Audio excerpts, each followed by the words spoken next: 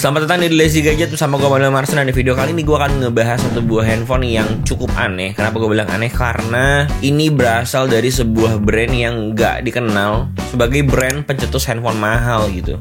Tapi di sini berani untuk keluarin handphone mahal. Dan gue sempat bingung ketika ada handphone ini tuh dipakai sama David Gadget In sebagai daily driver dia sampai hari ini.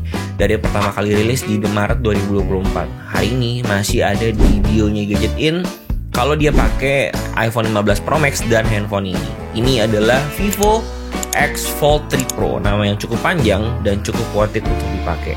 Akhirnya gue ngerti kenapa Gadget In pakai handphone ini. Mari kita mulai videonya. Suddenly, the world I used to know, I see it differently. You woke me from a dream, now here's reality. Baby, baby, you are really hurting me.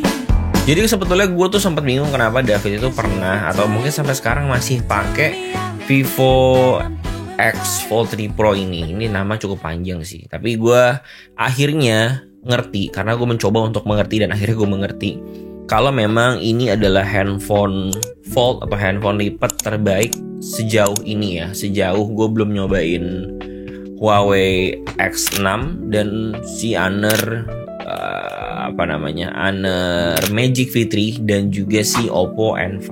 Jadi mari kita mulai dulu dari backstory-nya ya. Ini adalah handphone di toko yang kayaknya lumayan lama lakunya karena memang handphone fold tuh perputarannya agak sedikit lambat dibandingkan dengan handphone kayak di bar ya. Jadinya gue coba untuk ambil dan gue pakai sementara dan hasilnya adalah mengagetkan karena gue nggak menyangka bahwa Vivo yang dikenal sebagai brand yang punya barang-barang mid-range yang lebih terkenal tapi punya flagship yang atau handphone lipat atau handphone mahal lah ya yang senyaman ini sih. Karena gue tadi juga sempat kaget kenapa David tuh lebih memilih Vivo X Fold 3 Pro dibandingkan dengan Samsung Fold 6 ya. Karena secara prestis kita tahu ya Samsung itu lebih lah. Kalau misalkan kita ngomongin brand awareness-nya, Samsung tuh pasti jauh di atas Vivo. Apalagi kalau kita ngomongin prestige ya. Kalau misalkan lihat orang pakai Vivo kayaknya berasanya itu handphone Cina yang kayak mid-range gitu. Sedangkan Samsung kan berasanya kayak Samsung S series yang biasa dipakai sama entrepreneur atau businessman atau apapun itu, sehingga bikin gue bingung kenapa David milih itu. Sampai akhirnya gue coba sendiri dan gue coba untuk ngertiin juga kenapa HP ini seenak itu kata orang-orang, dan ternyata memang seenak itu. Kalau misalkan gue pegang HP ini, gue ngerasa kayak Samsung tuh kayak di belakang Vivo jauh banget. Kenapa gue bisa bilang begitu? Gue tuh ngeliatnya nggak usah jauh-jauh, gue liat dari engselnya aja. Salah satu keluhan gue dari Samsung itu adalah ketika gue lagi pakai Samsung, engselnya itu gampang banget nyeplak sidik jari. Dan ketika nyeplak sidik jari yang terjadi itu adalah banyak kotoran yang ketika kita buka handphonenya jadi keserok masuk gitu. Dan ketika ada kotoran serok masuk yang jumlahnya cukup banyak, lama-lama dia bisa bikin handphone lipat ini jadi bermasalah ketika dilipat atau biasanya nggak bisa lurus gitu ketika dibuka. Dan ini dia kasih kita bahan yang mudah banget untuk dibersihin ya. Dan bahkan ini menurut gue nggak nyeplak sidik jari sama sekali. Jadi kayak ini secara desain engselnya aja menurut gue udah di depan Samsung beberapa langkah ya. Kita lihat aja nanti Samsung Fold 7 apakah ada perubahan di bagian engselnya, karena di Fold 6 juga masih kayak gitu-gitu juga sih kalau misalkan gue ngeliat ya. Lalu kalau misalkan dibandingin sama Oppo, teman segrupnya ini gue bandingin sama N3, Oppo Fold N3 bukan N5 karena gue belum megang N5. Tapi kalau misalkan si N3 ini keluhannya adalah dia itu kalau misalkan dibuka engselnya tuh kayak terlalu kaku mungkin ya. Jadi dia tuh sangat sulit untuk digunakan 3/4 dalam keadaan layar terbuka atau 1/4 layar terbuka, nggak bisa fleksibel pakainya. Jadi benar-benar firm, lu harus pilih either lu pakai layar dalam atau nggak layar di bagian luar. Nah kalau misalkan lu pakai si Vivo ini enggak, ini tuh ibaratnya kayak gabungan dari Vivo sama Samsung. Nah kalau misalkan lu pakai Samsung Fold 6, hal itu nggak terjadi. Tapi permasalahannya, kekokohan dari Oppo N3 ini nggak ada di Samsung. Jadi kalau misalkan buka Fold 6 tuh gue lebih ngerasa insecure sama kekuatan engselnya gitu. Karena kayak agak-agak nggak yakin gimana gitu. Tapi kalau Oppo N3 lebih yakin, lebih kokoh tapi kaku. Sedangkan Samsung tuh gue perlu juga fleksibilitasnya, dalam arti gue tuh perlu ketika gue lagi buka layarnya itu gue mau pakai 3/4 terbuka atau 1/4 terbuka atau mau dipakai berdiri vertikal tapi keadaan terbuka butuh jadi standnya itu bisa kalau pakai Samsung. Nah si Vivo ini menurut gue adalah jalan tengah dari si Samsung dan si Oppo. Jadi kayak gabungan antara Samsung fleksibilitasnya dan kekokohan dari si Oppo. entry-nya enak banget dipakai untuk fleksibilitas, dan gue tetap percaya sama ankle-nya yang kuat gitu loh. Jadi ketika dipakai ankle-nya kuat, udah gitu tetap fleksibel, jadi super nyaman banget. Salah satu yang gue nggak suka dari desainnya itu sebetulnya adalah kameranya sih, karena bisa lihat sendiri kamera di sini cukup mengganggu ya. Jadi gue agak nggak berani untuk taruh kayak begini tuh tanpa casing, karena terlalu menonjol sehingga kayaknya takut lecet sih si bagian ini. Tapi itu doang sih sebetulnya yang bikin gue insecure, karena sisanya kayak nggak ada masalah apa-apa gitu, kayak normal-normal aja. Dan bahkan bisa bilang gue lebih yakin dengan desain ini daripada si Oppo dan si Fold 6 ya. Udah mah desainnya bagus, genggamnya enak, udah gitu layarnya pun tetap enak juga dilihat gitu. Jadi bikin kita bener-bener susah untuk nggak betah di handphone ini, karena layarnya ini di depannya ini udah 120 Hz, di dalamnya pun juga 120 Hz ya. Sebetulnya ini semua Fold series juga udah kayak gini sih, tapi gue merasa lebih nyaman aja lah kalau misalkan di seri ini ya. Gue nggak tahu kenapa, dan warnanya juga enak banget. Gue nggak bisa jabarin, tapi gue merasa ya Samsung nggak kalah lah sama hal ini ya. Tapi ya yang tadi gue bilang ya, fleksibilitas dan kekokohannya yang bikin gue lebih yakin sama handphone ini. Tapi yang lebih uniknya itu adalah posisi fingerprint. Jadi kalau misalkan lo tahu dan lo ingat, bahkan semua seri Fold itu dia punya sensor sidik jari. Itu di bagian samping. Nah di handphone ini sidik jarinya itu under display.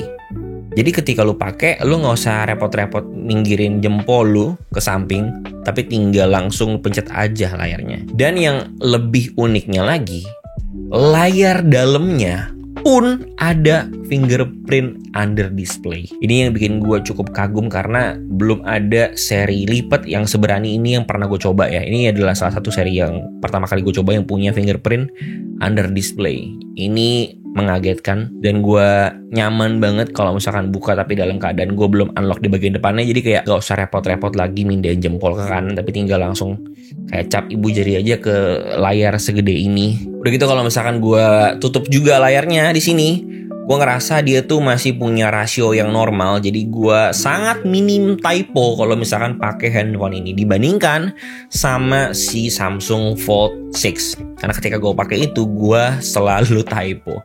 Dari Fold 4 gue pikir ada perubahan di Fold 5, ternyata cuma sedikit banget. Lalu gue pikir juga ada perubahan di Fold 6, ternyata masih sama-sama aja. Gue masih sering banget typo di Fold 6. Tapi ketika gue lagi pakai ini, Vivo X Fold 3 Pro yang namanya panjang ini, gue hampir bisa dibilang gue nggak pernah typo lagi sih pakai handphone ini, karena rasionya tuh berasa normal kayak handphone pada umumnya. Kalau misalkan lo lihat ya, dia lebarnya tuh sama iPhone 16 ini. Jadi kayak kalau misalnya ngetik di luar tuh aman, nggak masalah. Tapi permasalahannya sebetulnya adalah ketika lagi dibuka layarnya. Ini yang bikin gua nggak nyaman ya, karena berasanya tuh kayak rasionya nggak normal di sini. Memang sebetulnya ketika kita buka tuh memang nggak normal sih ya. Mau Fold apapun pasti nggak berasa normal rasionya. Tapi gue merasa kalau misalkan di Samsung itu, dia itu bentuk layar dalamnya lebih kotak ketika dibuka. Mungkin karena dia ngebelain layar dalamnya, jadi mesti ngorbanin layar luarnya. Jadi kan layar luarnya lebih kurus, samping-sampingnya tapi lebih panjang. Ketika dibuka lebih enak dan lebih nyaman untuk dipegang. Tapi kekurangannya adalah di layar depannya. Dan ini sebaliknya ya. Bukannya gimana-gimana, gue sih sebetulnya happy-happy aja kalau misalkan harus ngetik pakai layar di dalam ini. Tapi ada beberapa kendala sih yang gue temuin, tapi gue udah solving juga ya. Salah satunya adalah bentuk keyboardnya yang lumayan aneh. Karena di sini tuh keyboard bawaan dari Vivo sendiri, gue nggak tahu namanya adalah fun keyboard atau emoji keyboard kalau nggak salah namanya. Di situ dia tuh ngasih kita keyboard yang di split. Emang sebetulnya udah lumrah lah kalau misalkan lo pakai handphone Fold, pasti dikasih keyboard yang split gitu, biar ngemudahin jempol kiri kanan lo untuk mencapai huruf-huruf di keyboard itu. Tapi permasalahannya adalah yang nggak gue temuin di Samsung. Vivo emoji keyboard ini ngasih kita huruf pengulangan. Jadi untuk kalau misalkan lo tahu di baris, kan keyword itu ada 3 baris ya. Di baris pertama tuh hurufnya nggak diulang, jadi QWERTY, UOP. Di baris keduanya itu ada pengulangan di tengah-tengahnya itu, jadi ASDFG, H. Nah di sampingnya itu H lagi, jadi kayak ada pengulangan di situ. Jadi kayak gue sering typo kalau misalnya ngetik pakai keyboard bagian dalamnya. Di bagian baris ketiganya pun juga ada huruf pengulangan. Ini yang gue nggak ngerti kenapa. Ini V ada V lagi, kenapa ya? Apa menurut dia yang bawah itu susah digapai ya? Dan nggak ada cara untuk ngematiin. Gue udah cari di pengaturan manapun di bagian handphone ini nggak ada cara untuk matiin. Akhirnya gue tanggulangin dengan cara gue install lagi yang namanya Google Keyboard. Untungnya bisa dimatiin di Google Keyboard. Ternyata di Google Keyboard juga ada pengulangan tapi cuma di baris ketiga doang. Tapi bisa gue matiin fitur pengulangan huruf ini. Sedangkan di emoji keyboard tadi nggak bisa gue matiin fitur pengulangan huruf tadi. Bisanya adalah gue ilangin split ya. Dimana kalau gue ilangin split ya gue akan susah untuk mencapai huruf-huruf yang di tengah-tengah itu, yang G, H, T, Y, B, N, itu bakal kesulitan untuk mencapai huruf itu. Jadi cara solvingnya salah satunya adalah download Google Keyboard. Selain keyboardnya juga gue ngerasa kayak si rasio layar dalamnya ini itu tuh terlalu banyak ngebuang space gitu. Banyak banget space yang mati ketika kita nonton full screen. Gue gak bilang layarnya jelek, menurut gue layarnya bagus banget, tapi sayang banyak dead space-nya gitu. Ketika kita nonton tuh black bar-nya terlalu gede buat gue. Either lu bikin horizontal atau vertikal, tetap terasa kayak black bar-nya terlalu banyak sih.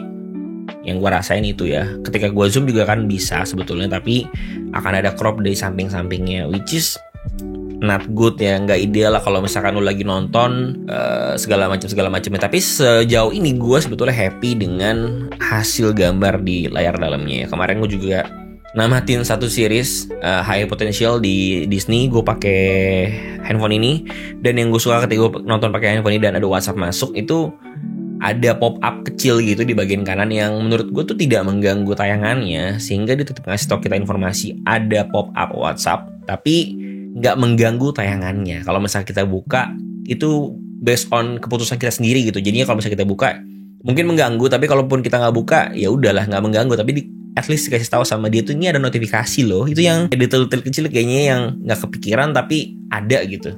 Nice thing sih Vivo punya kayak ginian ya. Tapi gue lupa sih sebetulnya di Samsung Fold dan di Oppo Fold tuh ada juga atau enggak. Kalau misalnya ada tolong kasih tau gue ya. Tapi kalau ada ya udahlah, berarti semua Fold udah menanggulangi hal ini kayaknya ya. Gue aja yang kudet.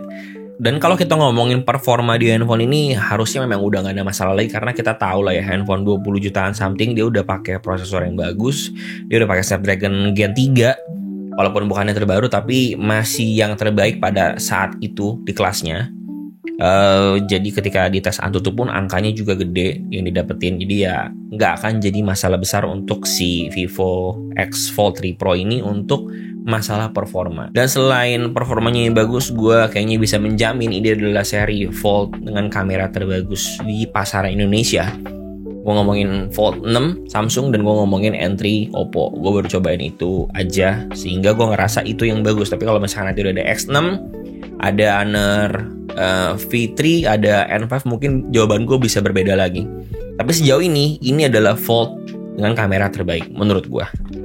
Kenapa gue bisa bilang begitu? Lagi-lagi dia bisa kasih kita dynamic range yang luas banget buat gue. Dia bisa ngeturunin highlight yang ngeblow up banget, lalu dia bisa naikin shadow yang kayaknya turun banget. Jadi detail-detailnya masih bisa dapet gitu. Nggak cuma sekedar foto dengan gambar yang terang aja gitu dan jelas semua, tapi dia memang kasih kita dynamic range, kontras yang baik, sehingga kita bisa mendapatkan detail yang baik dari highlight yang over atau shadow yang under gitu. Jadi kayak penuh dengan karakter ya. Karena beberapa orang mungkin ada yang gak suka dengan kamera yang punya kontras tinggi, sehingga mungkin terkesan quote-unquote gelap gitu. Padahal menurut gue ini adalah karakteristik dari lensanya. Gue suka banget, jadi gue ngerasa kayak kamera ini berkarakter. Tapi kalau kita ngomongin video ya, gue harus mengakui bahwa belum ada yang bisa mengalahkan iPhone terbarunya, kecuali si Vivo X200 Pro yang kemarin gue coba. Itu benar-benar bagus banget. Tapi selain Vivo X200 Pro, gue ngerasa kalau misalnya kita ngomongin video, iPhone unbeatable sih buat gue. Jadi ya video di handphone ini sebatas ya udah bisa video aja gitu. Tapi kalau misalnya kita harus ngebahas secara teknis video di handphone ini, ya gue ngerasa ya oke lah, it's an okay aja, nggak buruk-buruk banget.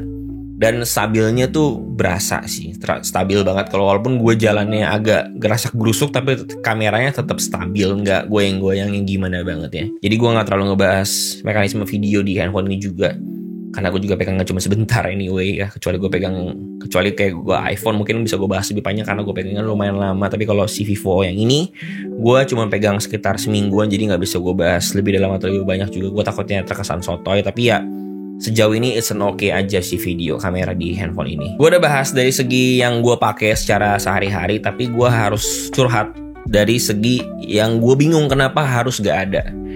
Ketika gue nonton lagi beberapa video di luar sana yang membahas handphone ini, gue agak kaget ketika dia tuh gak punya fitur yang namanya eSIM. Padahal itu tuh fitur terpenting dan terbaik di era sekarang gak sih?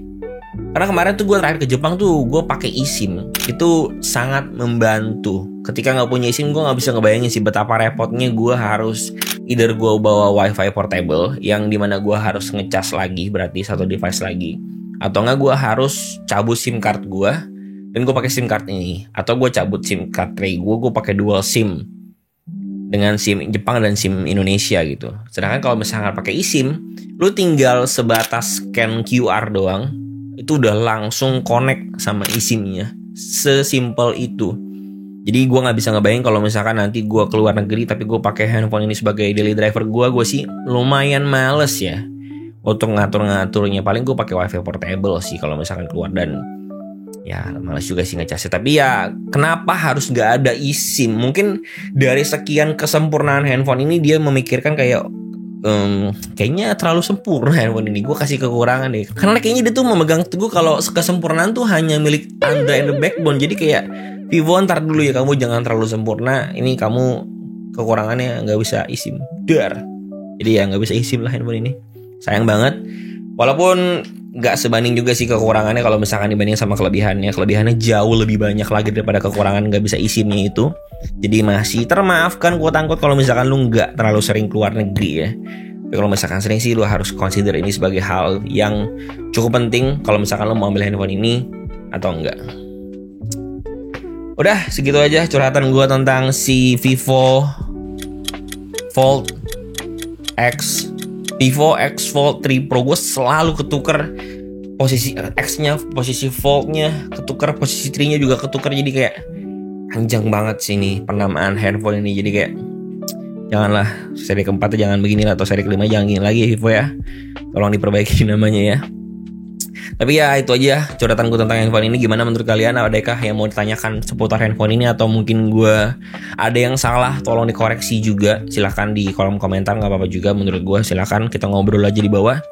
Dan kira-kira apa lagi kedepannya yang bisa gue bahas? Apakah harus gue bandingkan handphone ini dengan si Honor Magic V3 yang nanti akan keluar? Komen juga di bawah mungkin kalau misalnya ada yang tertarik. Semoga Honor juga bisa mengirimkan kita produk yang kita coba nanti.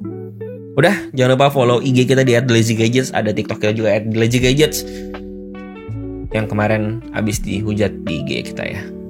Udah, sampai jumpa di video berikutnya. Jangan lupa belanja di bawah ya, bantuin kami lah.